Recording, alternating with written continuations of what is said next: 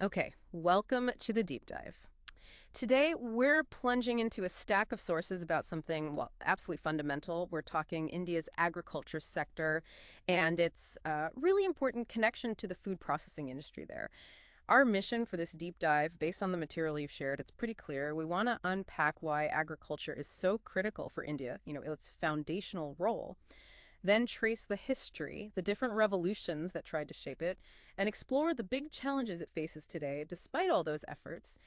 And then, yeah, turn to the food processing industry. Look at the potential highlighted in these materials, see how it all ties together. We'll be pulling out the key insights from these sources to give you, hopefully, a clear picture of this really complex landscape. Absolutely. And this dive, it shows this isn't just about, farming techniques or livestock. As the sources lay out, this sector is deeply woven into the fabric of India's economy, its society. It shapes poverty levels, provides huge amounts of employment, and it's central to future food security, especially, as demographic shift and the world changes. What's really fascinating here is how this material connects those historical efforts, literally feeding a nation, with today's complex challenges and significant opportunities. Let's start right there, then, at the foundation. Based on the sources we have, why is agriculture just so incredibly important for a country like India? What makes it so central? Well, the sources, they highlight several key, pretty compelling reasons. Firstly, just the sheer scale of population dependence. The numbers are frankly striking. Over 60% of India's huge population depends directly on agriculture for their livelihood. And what's remarkable is this isn't new. This figure has stayed pretty consistent since independence. And tied to this, the vast majority of India's population still lives in villages. The sources say over 600,000 villages. That's the largest number anywhere, globally. And agriculture is the main activity there. It's the way of life, the source of income for hundreds of millions of people. Right, so it's deeply tied to where people live and, well, how they survive day to day. Exactly. That scale of direct dependence, it's just hard to overstate. Beyond livelihoods and villages, what other really fundamental roles does agriculture play in the national picture? Food security. It's paramount for any nation. And the sources really hammer this home. Every country wants self-sufficiency in the essentials. Grains like wheat and rice, pulses, sugar, edible oils, milk, fruits, vegetables. The basics. India's agriculture sector is what provides this national food security. It ensures the country can mostly feed itself without heavy reliance on imports for these necessities. And it's also the source of key raw materials for other industries, right? Not just feeding people, but fueling manufacturing, too. Precisely. The sources explicitly state it provides crucial raw materials for a big chunk of the manufacturing sector. Think textiles from cotton, sugar for processed foods, various oils, and so on. But maybe one of the most powerful claims made in this material, you see it again and again, is that many of India's biggest economic headaches, specifically poverty and unemployment, their potential solutions lie primarily within the agricultural sector itself. Okay, let's unpack that a bit. That's a huge claim. Yeah. How does agriculture hold the key to solving problems like poverty and unemployment on a national scale? Well, the sources suggest that because such a massive percentage of the population depends directly on agriculture, any real improvement in productivity, profitability, market access for these farmers, it has a direct kind of cascading effect. It reduces poverty, creates jobs, not just on the farm, but in related activities too. And conversely, if agriculture stagnates or is in distress, it just makes those problems worse. So it's seen not just as a sector, but as the bedrock for the economic well-being of most people. That's the picture. It covers food, jobs, raw materials, fundamental economic development. Okay. But the sources also describe the sector as having certain, let's say, inherent characteristics that present challenges. What are those defining traits of Indian agriculture as laid out in these sources? Yeah, it's largely characterized by what the sources call traditional, subsistence, and livelihood farming. So much of the farming uses methods passed down, often aimed mainly at feeding the family, maybe a small local surplus. It's not primarily geared toward large-scale commercial sales in distant markets. Right, and the rain dependency. Hugely important. It's heavily rain-fed. Only about 40% of the land is irrigated, they say, which makes it incredibly vulnerable to the monsoons, and climate change variability. Historically, it's been very focused on food grains, often lacking diversification into higher-value crops. And a lot of it isn't really commercialized or plugged into modern supply chains. And what about the farmers themselves, the land ownership structure? The sources point out a really striking statistic here.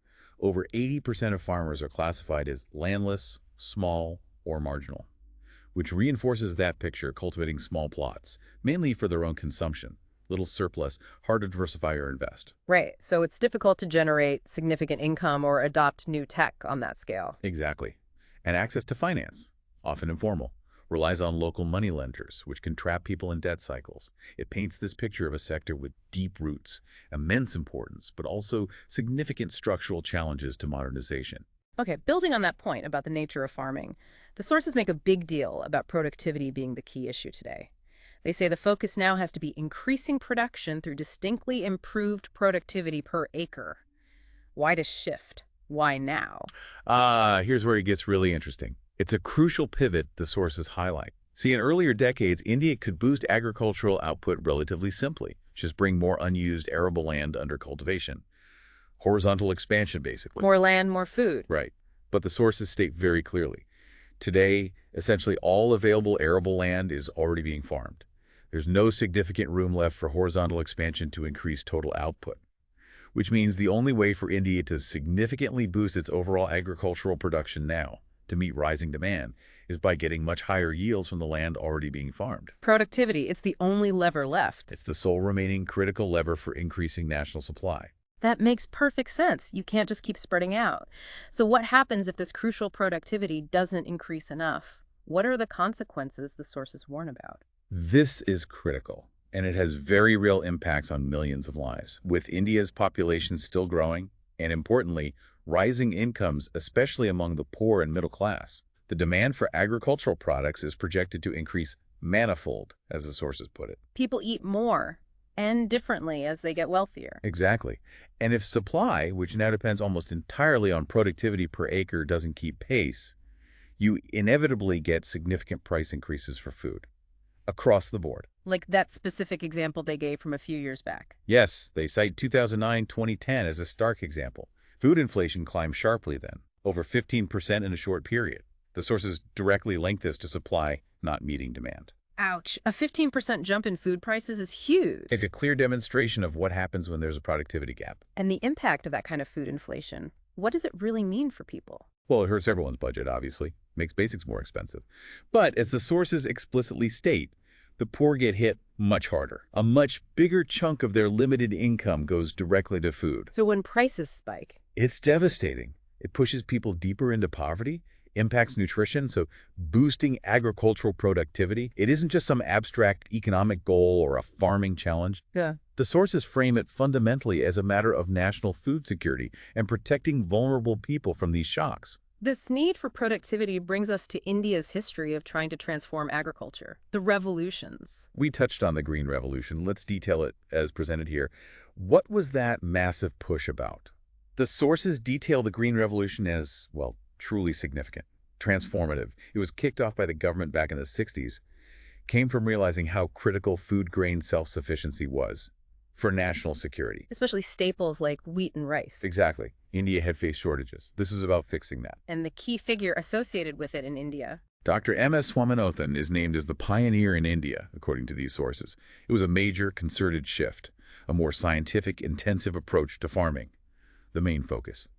Dramatically improving productivity of wheat and other cereals, primarily using researched, improved seeds, high-yielding varieties, HYV seeds. How did this scientific approach work on the ground? That wasn't just about the seeds, was it? No, not just the seeds. The sources explain it was a package deal.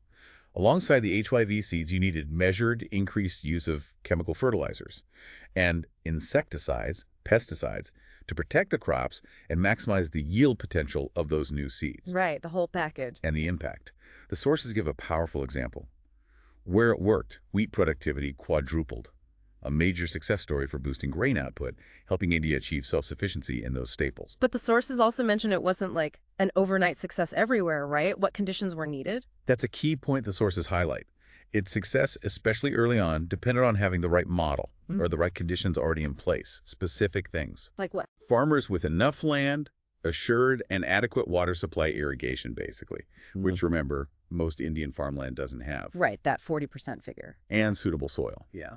These conditions were met best in places like Punjab, Haryana, western Uttar Pradesh, so the initial impact was concentrated there. The sources note it was initially more of an experiment to figure out how to boost wheat productivity under ideal conditions. So very targeted initially. Exactly. And they attribute much of India's wheat self-sufficiency today to those gains. But it wasn't a solution that could just be rolled out everywhere easily, especially in rain-fed areas or for small farmers. That distinction is really important. So Green Revolution tackled grains in specific areas. Beyond that, the sources list quite a few other revolutions, often named with colors: yellow, blue, golden. What does this pattern tell us? Yeah, the list is quite long. White revolution for milk, yellow for oilseeds, blue for fish, golden for horticulture, then others for jute, cotton, leather, even petroleum and fertilizers.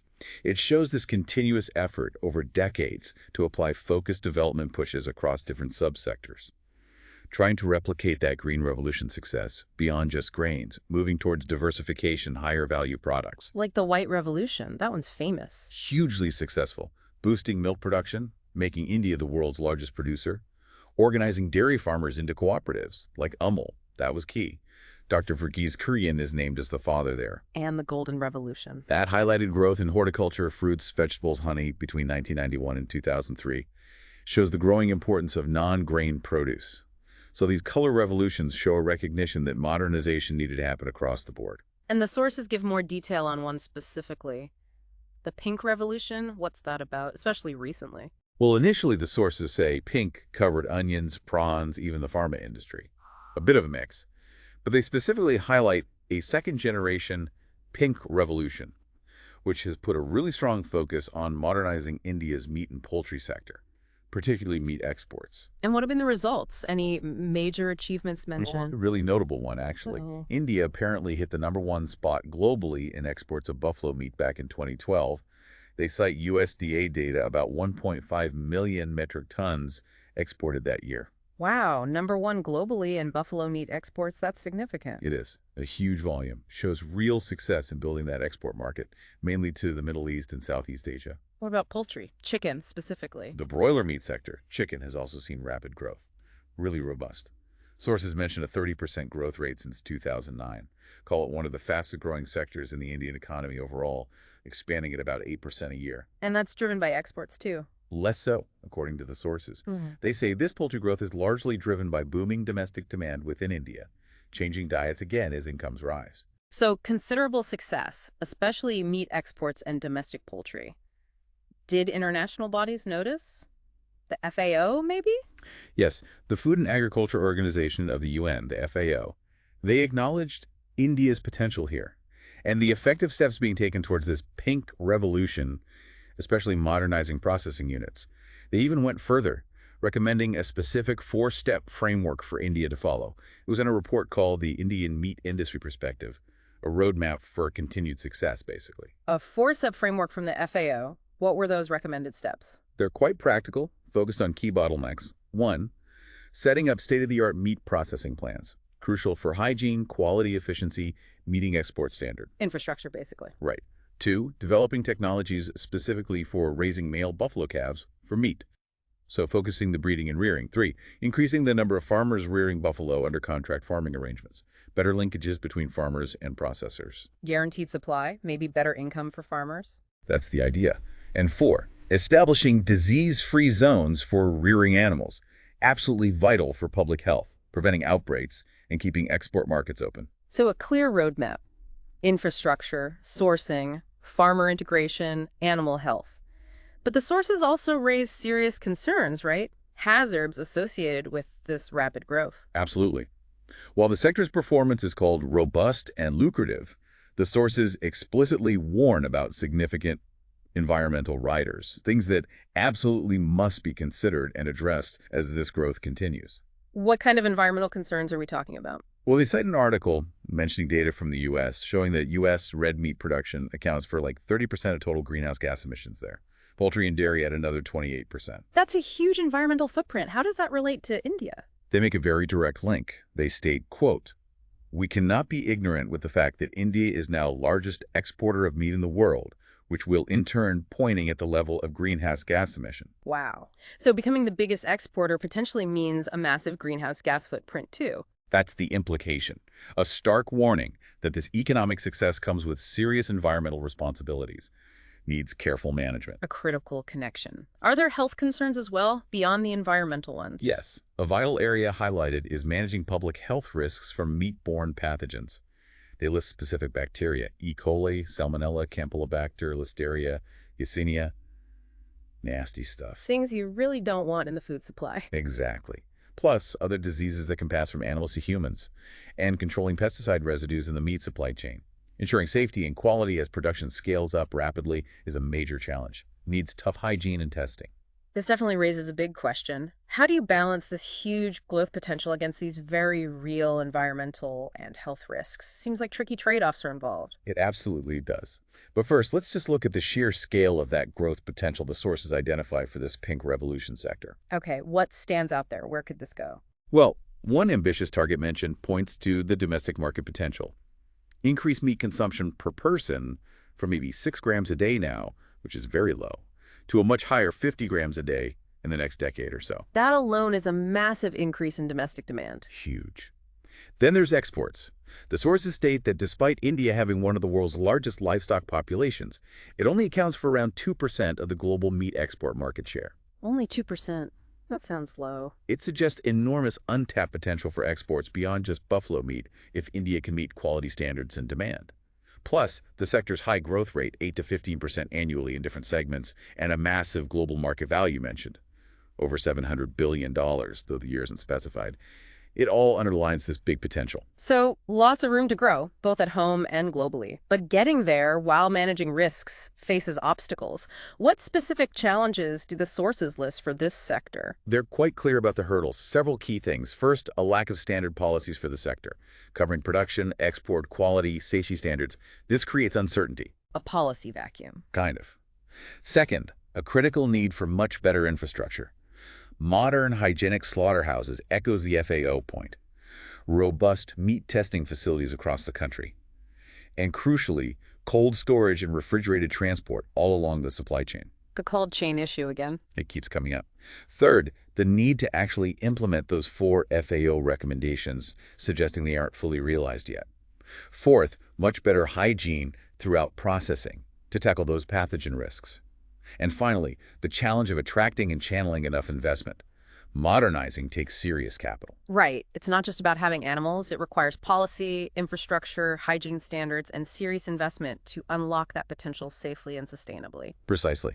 And the government, as the sources discuss, has a huge role in creating that enabling environment, especially for the broader food processing industry. Speaking of which, the sources detail various government policies and initiatives supporting agriculture and food processing. What are some key ones relevant to the pink revolution and the wider food processing industry, FPI? Okay, for poultry specifically, the sources mention some direct incentives. No income tax or central excise duty, no restrictions on exports, even some transport subsidies to help compete globally. Making it easier to export. Yeah, and 100% FDI is allowed to attract capital. And crucially, recognizing that infrastructure gap, there's a comprehensive scheme mentioned for modernizing abattoirs to improve quality, reduce contamination, cut waste. Addressing that FAO point directly, what about broader support for FPI? Several things listed. Funding allocations mentioned like ART's 1,500 crore in one instance. Schemes like Maize Merchandise Exports from India scheme provide export incentives, including for marine products. The 2016-17 budget proposed 100% FDI through the FIPB route, specifically for marketing food products made in India, encouraging global firms to source and sell locally produced processed food. Interesting distinction, FDI for marketing Indian-made food. Yes. They also mentioned things like digitized ration cards linked to Aadhaar, though the direct link to boosting FPI isn't fully spelled out in the source. It's listed as a general government initiative. And an example from 2012, allowing Indian dairy companies to export to Russia, market access facilitation. The mega food parks seem like a big infrastructure initiative mentioned. What's the idea behind those? Yes, the Mega Food Park Scheme, MFPS, is highlighted as a priority for FPI infrastructure. The core idea is creating clusters with shared modern facilities. Things individual processors, especially smaller ones, couldn't afford alone. Shared resources. Exactly. Common facilities like cold storage, testing labs, packaging centers, modern abattoirs, irradiation centers, value-added processing centers. The sources say it was mainly aimed at helping SMEs, small and medium enterprises. At the time of writing, 22 were operational, plans for 42 total. A big rollout. And the goal? to provide infrastructure right along the value chain, farm to market, using a cluster approach. The stated aims are ambitious. Higher income for farmers through less waste and more value addition, better rural processing infrastructure, less wastage overall, capacity building, efficient supply chains, and creating jobs in rural areas. What about financial incentives, cheaper loans, tax breaks? Yes, specific measures mentioned. Our 30,000 crore fund under NABARD, the Agricultural Development Bank, from the 2015-16 budget, specifically for cheaper credit to FPI units. Excise duty on machinery for packaging processing was reduced, lowering setup costs, and the 2018-19 budget doubled the FPI ministry's allocation to 1,000 euro crore and announced new institutions to finance agro-processing projects. So direct financial support too. It sounds like a lot of different initiatives. Beyond those specifics, the sources outline a much broader suite of government goals for creating an appropriate environment for FPI. It's a long list. Things like tax rationalization, market promotion, simplifying complex food laws, ideally towards a single law, ensuring better raw material supply, better data and market intelligence, strengthening extension services focused on post-harvest. Extension services have virtually collapsed, was the phrase used earlier. Right, so bolstering that is key. Encouraging processing near farms, promoting investment, simplifying procedures, developing that crucial cold chain infrastructure, applying technology like biotech and remote sensing, building infrastructure for value-added products meeting global standards, developing better packaging, creating R&D networks, area-specific food parks, linking big processors to smaller ones, farmer-processor linkages based on trust, reducing the farm-to-consumer price gap, maybe futures markets, eliminating unnecessary middlemen, building strong marketing networks. It's comprehensive. That is an incredibly exhaustive list. It really shows they recognize the complexity, the many levers needed. So, moving beyond these specific color revolutions, the sources mention broader concepts like the rainbow and evergreen revolutions. What did these bigger ideas cover? These signal a shift towards thinking more holistically, more sustainably. The rainbow revolution is described as comprehensive, covering the entire agriculture sector. The idea is to shift agriculture from mainly subsistence, just survival, to a commercial venture focused on productivity and profitability for the farmer. A fundamental shift in objective. Exactly. And it involves a wide range of actions. Crop diversification, commercialization, moving up the value chain, intensifying research, and crucially, getting it to farmers addressing that collapsed extension service issue. Blending modern science and biotech with organic farming. Shifting to multiple cropping cycles, completing irrigation projects, increasing farm and off-farm jobs, improving rural transport, and importantly, making the farmer the fulcrum, the center of development. Their prosperity is the goal. That sounds like a much bigger, more integrated vision. And the evergreen revolution. That concept is attributed in the sources to Dr. M.S. Swaminathan again. The green revolution pioneer. Right. He feels India needs an evergreen revolution for long-term sustainability. The key difference, it's not a one-off event. It's a continuous effort to improve production and productivity, but in a way that's environmentally sustainable and equitable. How? Blending traditional wisdom with modern science, focusing on locally renewable energy on farms, promoting organic farming, and ensuring inputs like seeds, fertilizers used wisely, and credit are reliably available to farmers. It's about sustainable growth long-term, minimizing the environmental costs of earlier efforts. These broader concepts, rainbow and evergreen, definitely sound like calls for more holistic, sustainable, farmer-centric approaches, learning from the past. Exactly. An evolution in thinking, recognizing the limits and costs of earlier, maybe narrower approaches. The sources also talk about a second green revolution, or link it to the evergreen revolution, as the aim of India's newer agriculture policy. And they specifically contrast it with the first green revolution, highlighting that the second one must focus on sustainable agriculture. Why the emphasis on sustainable? Because the first one, while boosting grain output, came with costs, right? Environmental costs, soil degradation, water depletion, chemical pollution, and sometimes questionable economic viability for farmers due to reliance on costly inputs. The second, or evergreen revolution, aims for productivity gains without those unsustainable downsides. And the National Mission for Sustainable Agriculture, NMSA, fits right into this, like the policy framework for it. Yes, the NMSA is presented as a concrete, important part of India's National Action Plan on Climate Change. Its main goal, address the risks climate change poses to agriculture, transform it into a climate-resilient system. How does it aim to do that? Through strategies focused on food security in a changing climate, equitable access, enhancing livelihoods, economic stability, helping farmers adopt improved technology and best practices for resilience, building infrastructure like water harvesting, improving access to climate information, and capacity building. It's about adapting to climate change. Okay, shifting gears slightly. From production and sustainability to the market. The sources discuss the minimum support price, MSP. How does that system work? MSP is a key government intervention. The government announces MSP for 24 crops before the harvest season. The idea is to guarantee a minimum price, give farmers some price security, incentivize production. A safety net price? Sort of. For major staples, wheat and rice, the government, through the Food Corporation of India, FCI, directly buys a lot of the harvest at MSP. Yeah. This procured grain goes into buffer stocks for food security and for public distribution schemes, subsidized food for the poor. And for the other crops on the MSP list? For those, the government aims to ensure the open market price stays above MSP, maybe through other interventions if needed. But direct procurement isn't usually as massive as for wheat and rice. What about fruits and vegetables? They aren't typically covered by MSP procurement, right? Right. According to the sources, farmers usually sell those to the agriculture. Produce marketing cooperatives, APMCs, run by state governments. These APMCs, the mandis, are meant to be regulated wholesale markets, help with price discovery, ensure farmers get a fair price for perishables. Meant to ensure a fair price, but But this is where the sources highlight a major persistent problem. The delivery channel often involves lots of middlemen who act as bottlenecks. They're blamed for jacking up prices through commissions, enabling hoarding, distorting supply, and crucially preventing farmers from fully benefiting when market prices rise. They take a big cut of the value. sounds like a huge hurdle. Prevents farmers getting fair value, increases consumer costs. How does MSP itself fit into this discussion? Well, while MSP gives farmers price certainty, especially for grains, critics point out issues.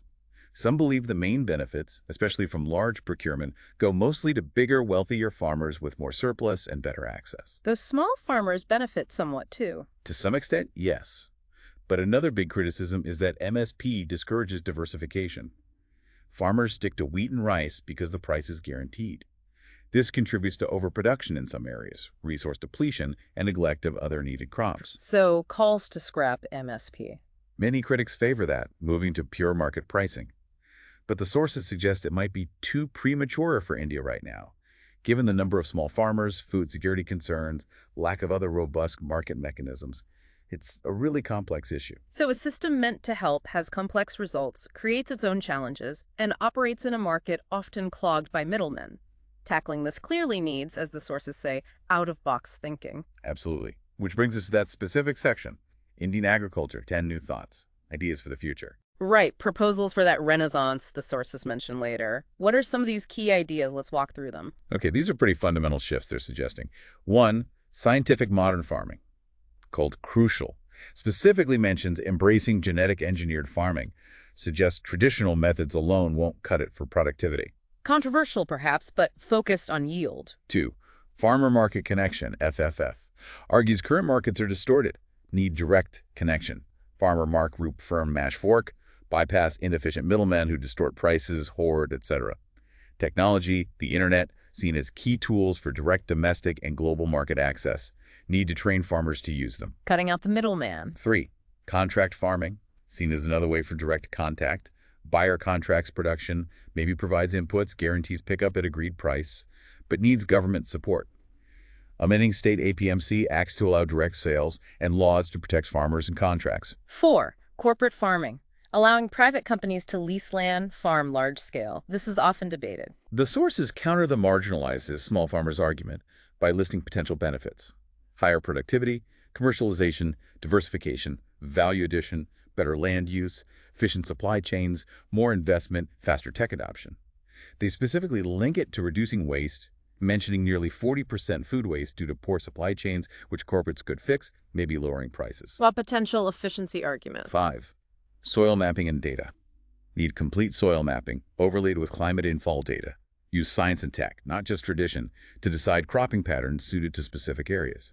6, decreasing agricultural land. Facing the reality land is shrinking, diverted for SEZs, roads, etc. Land under non-ag use went from 3% to over 11%.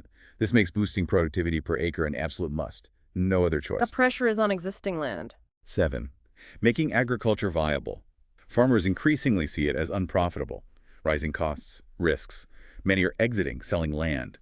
The challenge: re-establish agriculture as a viable, profitable commercial option.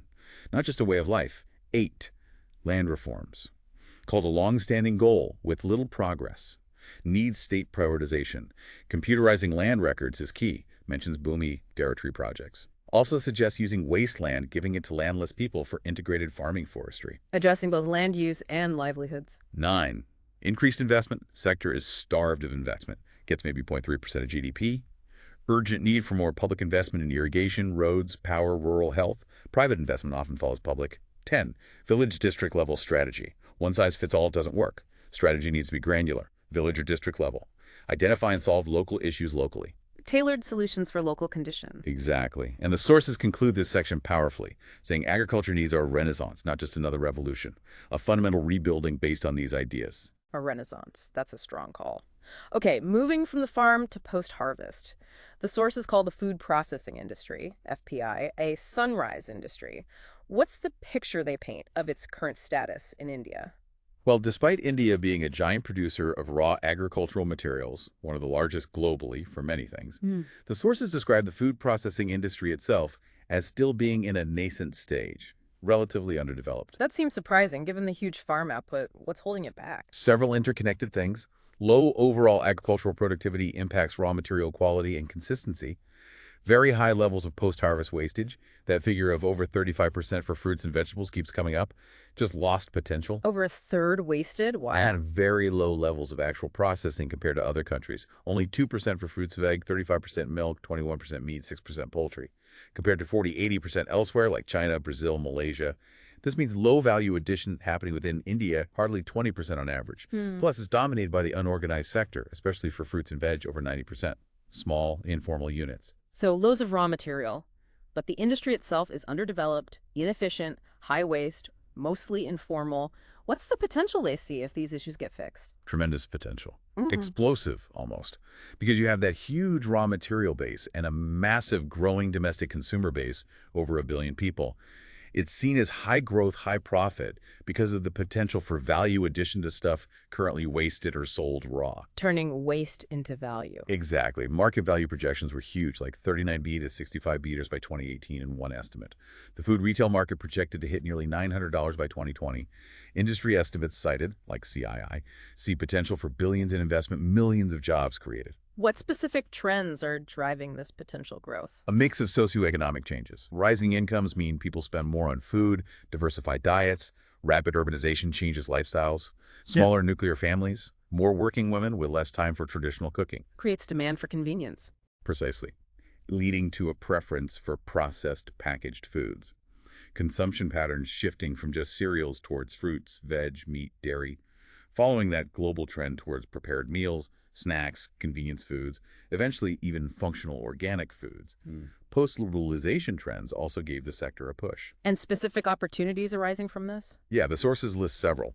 Exploiting that untapped potential for value addition. Using contract farming for better raw material supply.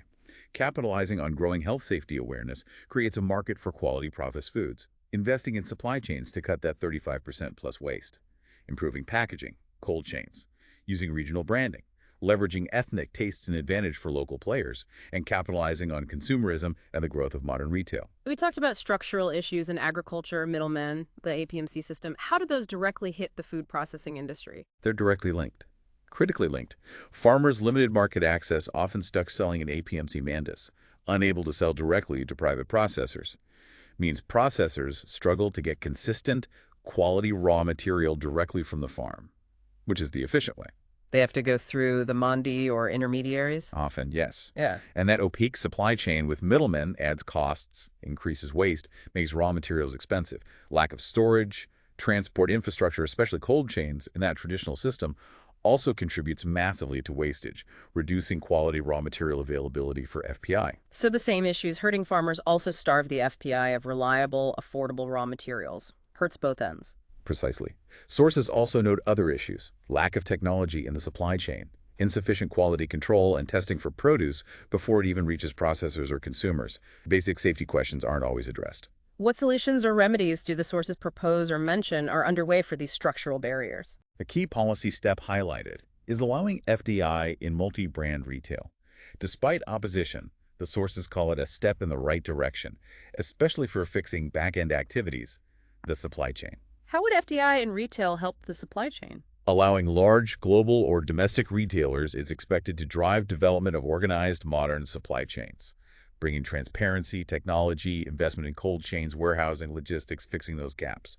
It's expected to boost FPI and private sector participation in building efficient farm-to-shelf chains. But there's a crucial condition mentioned for this FDI to really work for the supply chain, right? Yes, a vital point. The sources say this FDI needs a critical enabler, amending the state APMC acts. This amendment is necessary to legally allow farmers to sell directly to processors, retailers, anyone, bypassing the mandis if they choose. Giving farmers choice, opening the market.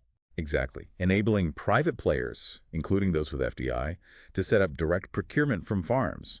Streamlining the chain, reducing intermediaries, tackling waste at source.